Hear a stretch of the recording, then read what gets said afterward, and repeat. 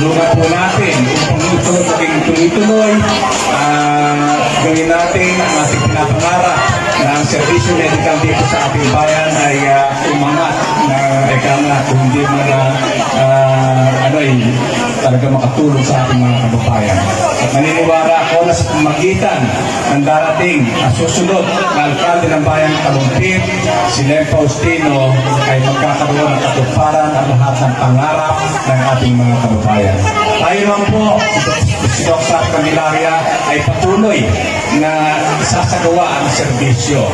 Sa loob po ng aking buwan ko aking maging doktor ay sinulat ko na yung aking advokasya nito na mag-opera ng libre consultation, magbibigay ng gamot.